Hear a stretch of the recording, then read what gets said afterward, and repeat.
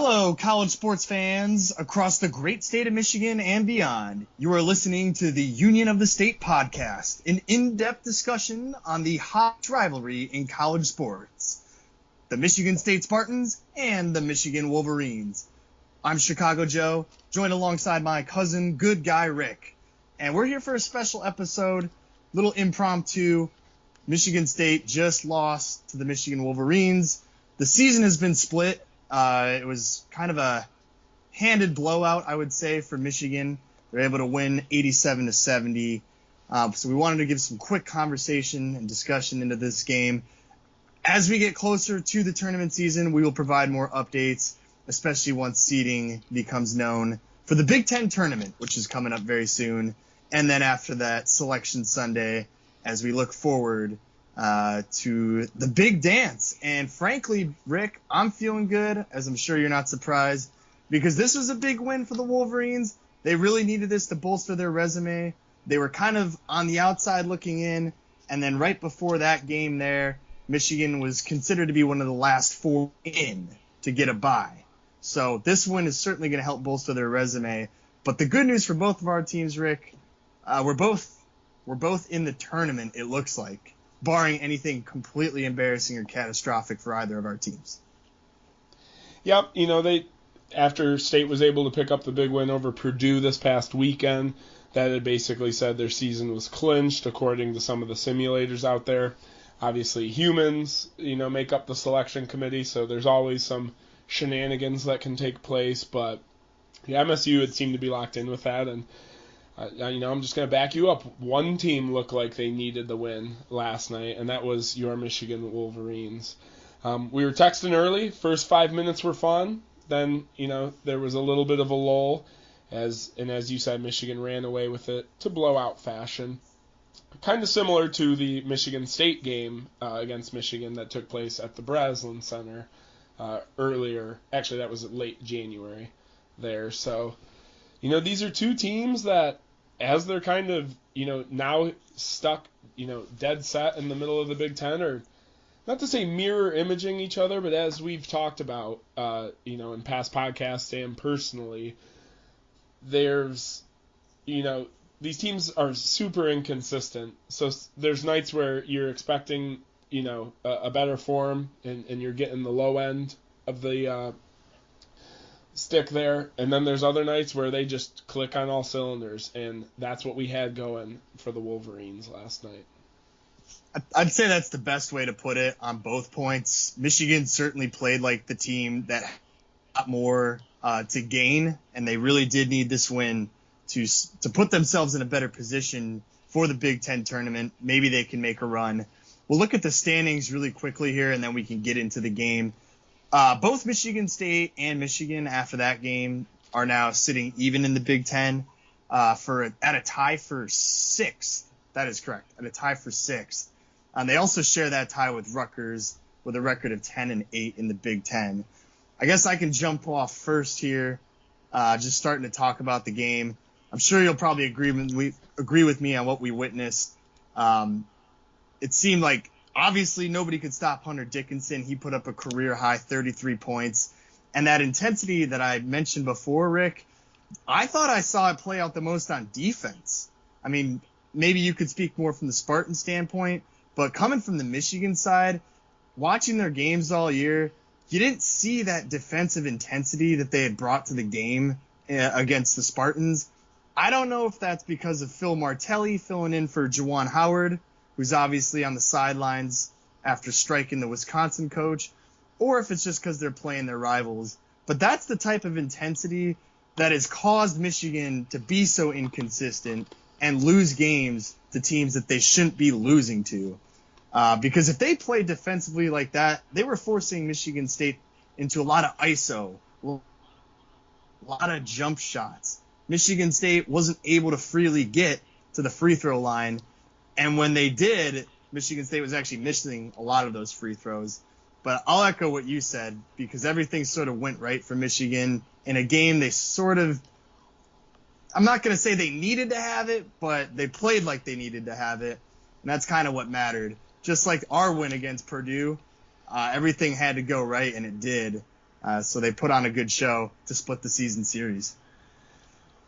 Well, with your next two games being against Iowa and Ohio State, who are both ranked higher than Michigan State, I'd say this was a big one to get early, to not put yourself in a do-or-die mode with two left.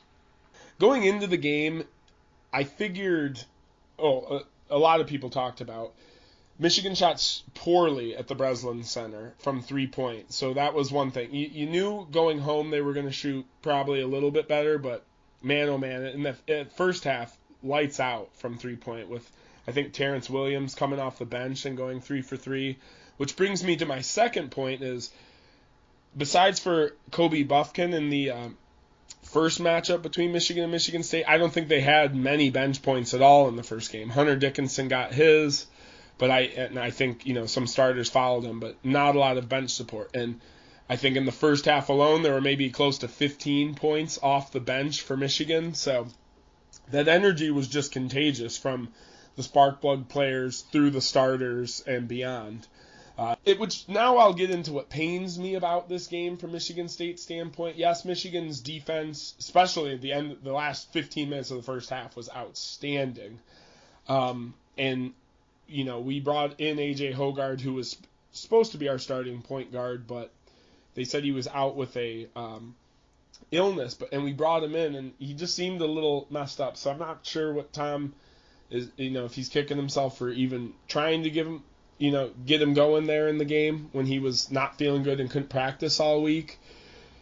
But when that second group came in the first half, it was just a complete demeanor change, and MSU was never able to get it going again. Oddly missed shots, a defensive game plan where you're basing it on, Hunter Dickinson's going to get his, so we'll defend the three, but you weren't defending the three, and you also had multiple fouls behind the three-point line, sending Michigan players with 3 straight free throws, which is bound to get shooters going, a la Caleb Houston, who hit his free throws and then hit more shots in this game than he was even close to in the first game against Michigan State. So it was a good game for Michigan, and a lot of negative from MSU, from even the standpoints of, you saw multiple times and instances where players, Joey Hauser, Tyson Walker, guys that we know can shoot it, at Malik Hall, are just not shooting the ball, trying to push it in on, like you said, one-on-one, getting stuffed in the lane. I see Hunter Dickinson collapsing on these guys half the time, and you just know he's going to take the ball away or at least swat it out. The amount of drives to the basket where the MSU player would get the ball taken away from him and it was bounced off his knee, I'd never seen that many in one game to one team. I mean, it was abysmal basketball there. And then, not to jump too far ahead, but in the second half, you're actually able to develop some stops and get some baskets, and you're just missing bunnies and easy opportunities. Michigan was allowing you to have a chance to get back in that game at until about the 10 or 9 minute mark in the second half. And then they just started throwing it down low to Hunter Dickinson because there was nothing MSU could do, to the point where they're just even hacking him and sending a very good free throw shooter to the free throw line. And then, as you mentioned briefly, MSU prior to this game was the best free throw shooting team in the Big Ten, and they shot 50% ultimately there. Michigan shoots about 60% from the 3-point line, and man, I think State might have hit 2 3-pointers the whole game, and it was just a total collapse in offensive scheme there overall. So, a lot of bad for MSU, but that's the inconsistencies we've seen all year. I'll end it with a quote from Chris Castellani, who's a Michigan guy who works at Barstool. Going into the first game, he said, I could either see my team winning by 20 or losing by 20. But that's exactly how it turned out once they got him at home at CHRYSLER. This was a game that you even alluded to me. You couldn't pick Michigan straight up beforehand, or you had to lean the other way. But the ceilings are high on these two teams. Unfortunately, in MSU's sake, at least last night, the floor is also low. Yeah, a lot of good points. And actually, to Castellani's defense, I'm pretty sure you guys actually did win. The Spartans won by 16 at the Breslin Center. So, I mean, yeah, Correct. plus or minus 3 or 4 there. He basically is right. That's kind of where both of these teams are at. You never really know what you're going to get. And I think you touched on a lot of great points, so I won't reiterate too many of them. I'll just add some color. With the three-point shooting, I mean, that's been the story of Michigan even before Juwan Howard ever left Miami. I mean, even under Beeline, if Michigan's hitting threes, who's going to beat them? And that's basically what got them rolling in this game. It gave them that lead right off the bat that sort of was insurmountable. And Michigan State, to their credit, I mean, they never gave up. They kept fighting and were pretty close to bringing it back a couple times. But ultimately, the defensive intensity of Michigan never allowed the game to get back to under 10 points again. I think maybe the beginning of the second half, but there were definitely droughts that really stymied Michigan State, and that was what allowed Michigan to run away with it. There was a 5-minute drought that they had in the first half, and I think there was a 4-minute scoring drought for the Spartans in the second half. So the defensive intensity plus the three-point efficiency certainly buoyed this team. But I'm still looking at this game and kind of drawing parallels to our game against Purdue, where it's like, yeah, when everything clicks, of course you can beat anybody, but that's not what it's about. And in the Big Ten this year, with how competitive every team has been, I mean, for God's sakes, Nebraska beat Ohio State last night. It was like, you texted me, that was their first ranked win since 2019, and Ohio State is ranked in the top 25. So you just never know which way any of these games are going to go. Obviously, with Hunter Dickinson, you know, he was pretty good in the first meeting against Michigan State. And like you said, there was a couple points where he was drawing 3 Spartans to guard him, and he was still working through that pressure. And they did hack him a couple times.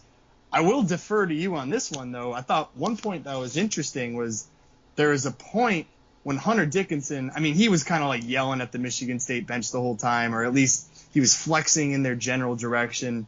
I don't know what was said towards them or if anything was said in their direction, but wanted to ask you because I thought that was a good piece of coaching by Tom Izzo to call that out and at least draw the ire of the officials to say, hey, this guy keeps yelling and looking at us.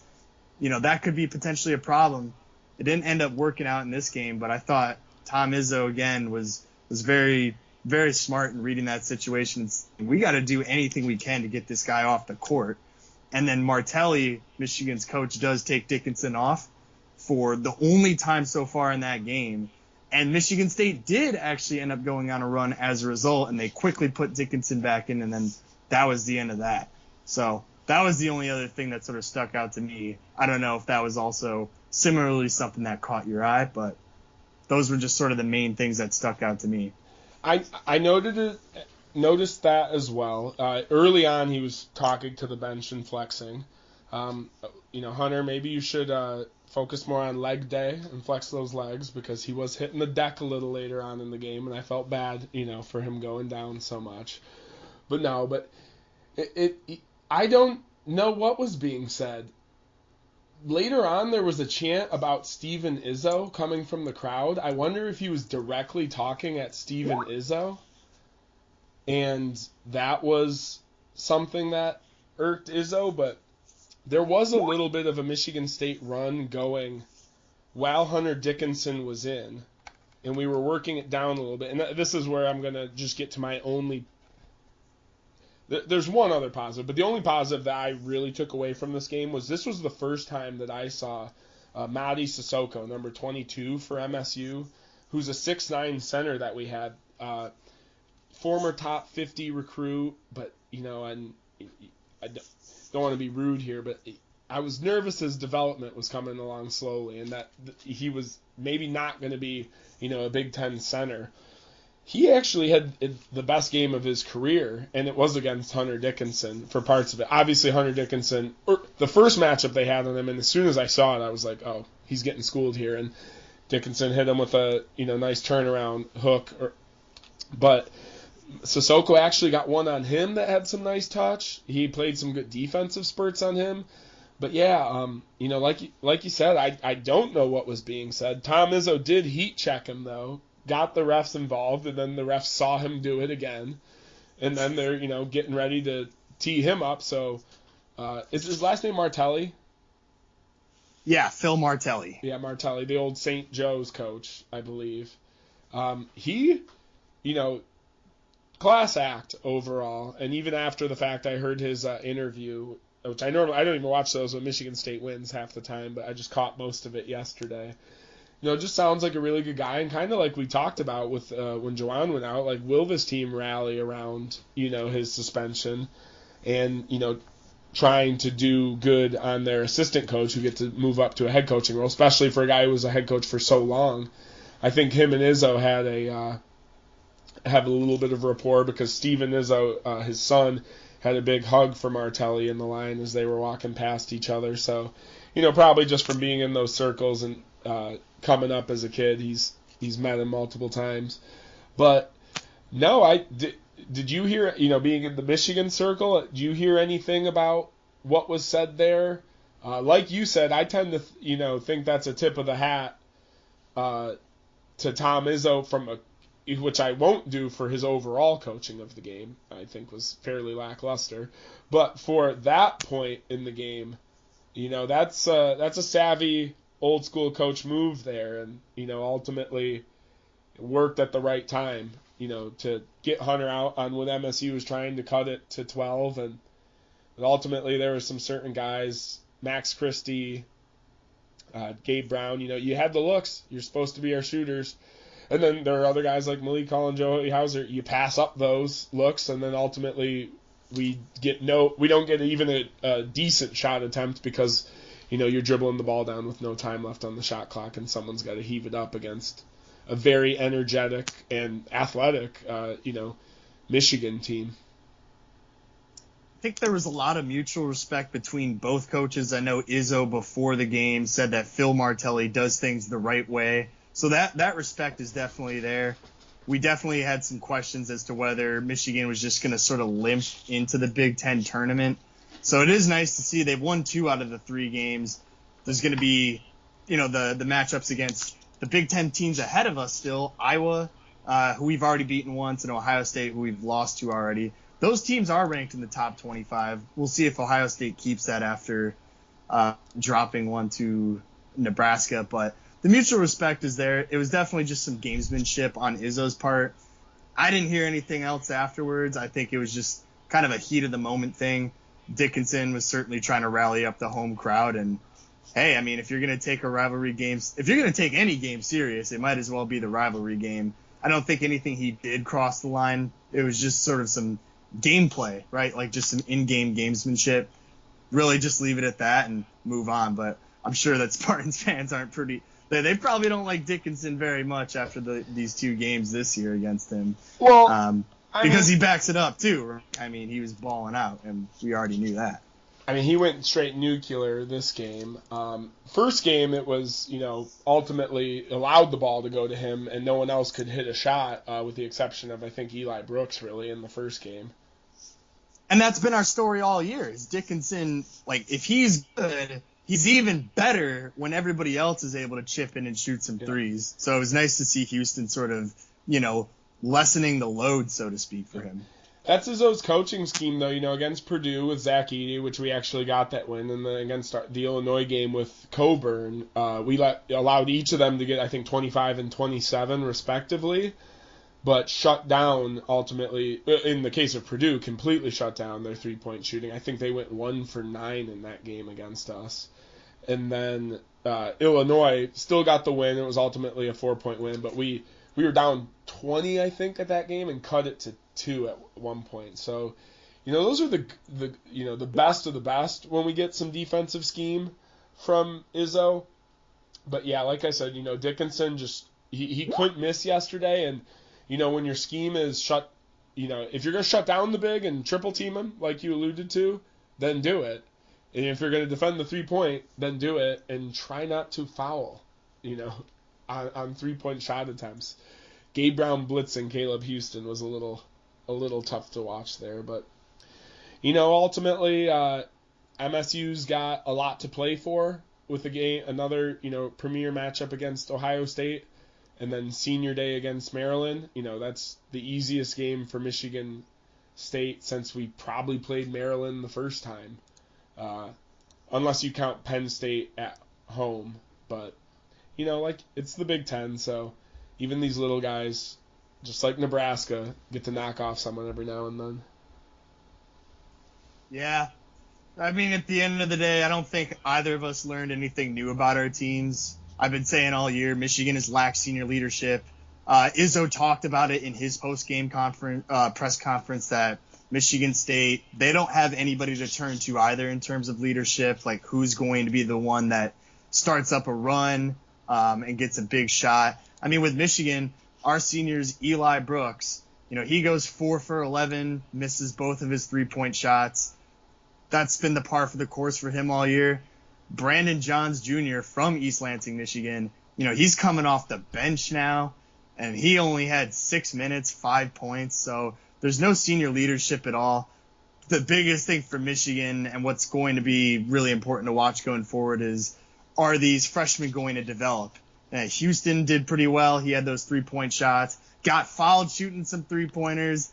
I think both teams fouled the opposite team shooting 3-pointers, and both teams missed some layups. I mean, there were definitely some ugly stretches in this game as well. So at the end of the day, neither of us have really learned much about this team. It just sort of speaks to that inconsistency that we've witnessed. But 2 big games going forward here with both Michigan State and Michigan at 10-8 in the conference, and only 1 game back of both Ohio State and Iowa, who are ahead of us. I mean, hey, it's there. They could potentially find a way to get a double bye in the Big Ten tournament. So nothing is said and done yet, Rick. Yeah, and as much as I love the format of March Madness, is it the best way to determine, the national champion? Probably not.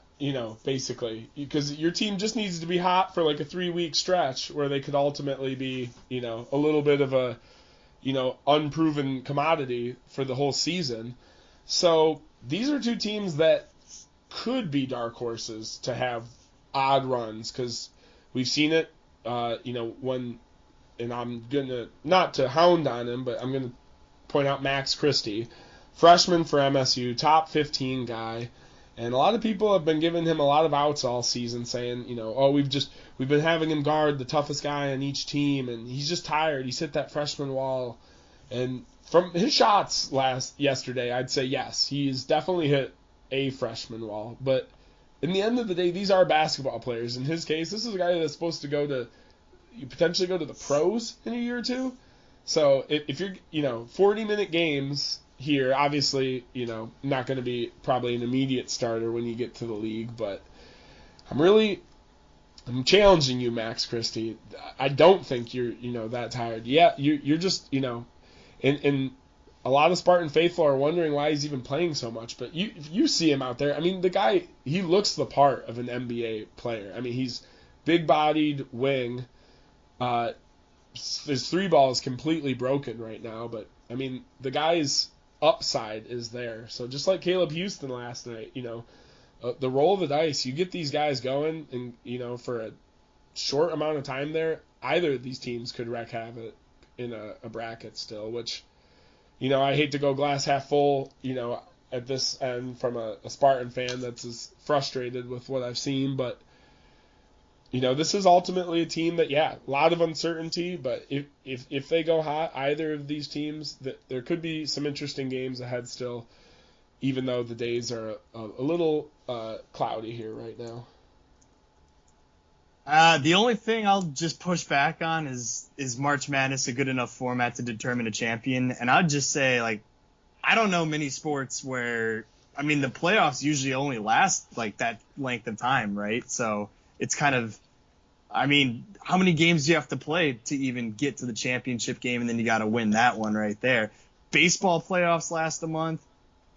Football playoffs, those only last a couple games too. And the pros.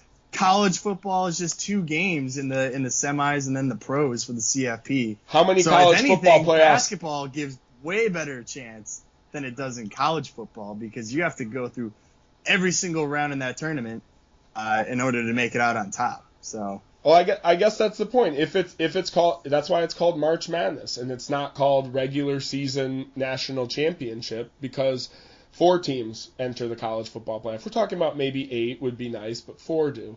10 teams make the NBA playoffs. 8 until recently. I think that's the same with baseball, but maybe I'm wrong with the wild cards.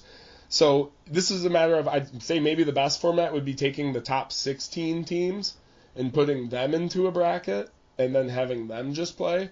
But that wouldn't be as fun with the Cinderella runs, of teams that don't deserve it on paper, a la UCLA last year, that stifled both of us. Is there any reason that team should have been a pennant for the, a national championship tourney? No, but they're able to get the whole world behind them for a moment like that. So again, I love this. I don't want to change it. I'm just saying your regular season merit doesn't matter come game time. Yeah, once you get in, right, then it just comes down to who wins the one and dones. I guess the only argument I could see to any other format is to do like a best 2 out of 3 of those top 16 teams.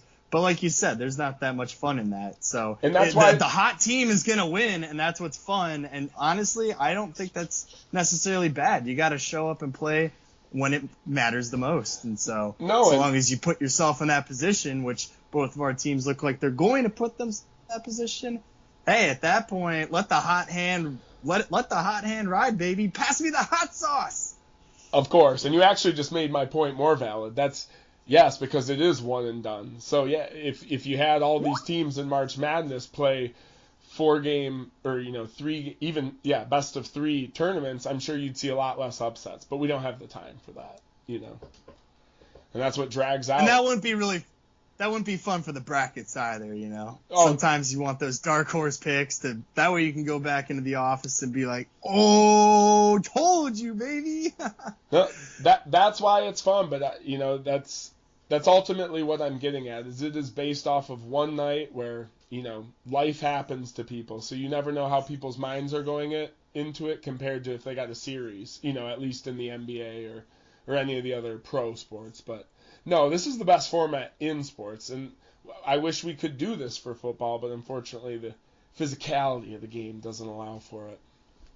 Just when you think you're out, a couple big wins, change the forecast of everything. It's anybody's game in the Big Ten, and that's what it's coming down to. So We'll be sure to keep everybody on this podcast who listens to us updated, and it's going to get even more fun once we start talking Big Ten matchups. Because then it's just going to be bam, bam, bam, bam, bam. Yeah. And then ultimately when we get matched up for the final thing, that's going to be great too. And I think we'll drop that podcast on March 8th. That'll be our Big Ten preview release date episode. So keep your eyes out for that one. March 8th. I believe the games start Wednesday, March 9th with the opening seeds. I don't think Michigan nor Michigan State will be playing on that day. We'll both be on Thursday as it stands right now. So a lot to look forward to, as well as a lot to, I think both of us are ready to leave behind as these programs are looking towards the future here after a 50-50 season, I'd say, from both of us. With that, can I get a quick prediction from you, Chicago Joe?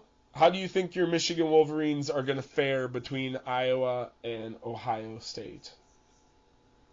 This is so tough because Michigan has played good teams well at home, and we've already beaten Iowa, so that one's going to be interesting. I think we can take them. And then against Ohio State and Columbus, I have to say that we're going to take them too, because that one, as just whatever sport it's in, there's just too much pride on the line. So I'm going to put my backing in this team. Probably not the smart call, but I'm going to say we sweep out the rest of the regular season, get Juwan back in time for the Big Ten tourney, and we'll see what happens. God damn, just a bunch of slappies over here, as my Michigan State Spartans are going to go 2-0. Ohio State is going to be the tough one. they're going to have their back against the wall, embarrassed, emasculated between Maryland and Nebraska these past 2 games. So it's going to be tough, but I think Michigan State is going to find themselves in a similar boat. I just like that we're both confident about our own teams, at least. I mean, that's why people are tuning into this podcast. They don't want to hear all that negativity, Rick. Before we wrap up the podcast, as I mentioned, Joe, I got to give a shout out across the aisle to one Detroit Pistons, Isaiah Livers, as he made his first game of this year, 2022, but he played quickly in December 2021 there. Had 13 minutes for the Pistons against the Charlotte Hornets, going 2 from 4 from three-point land, along with 2 rebounds, an assist, and 1 personal foul. Get in there, throw a quick shot, buddy. I like it. Ultimately, I love it too. I love it. He was the heart, soul, and liver of our last Michigan team last year, so hopefully he can be that role for the Pistons here soon, but only when they're not playing my Chicago Bulls. That's all I got to say. Miles Bridges, come home. Go get him, Detroit Pistons, this offseason. And with that, that ends another episode of the Union of the State podcast. This is the only podcast where you'll get dual coverage of the Michigan State Spartans and Michigan Wolverines, so make sure to hit that subscribe button on YouTube. Follow us on Spotify, because that's where these podcasts are flying out right now. I'm Good Guy Rick. And I'm Chicago Joe. And we appreciate you listening. Please like the video, share it with your friends, hit us up in that comment section, and as always, go green. And go blue.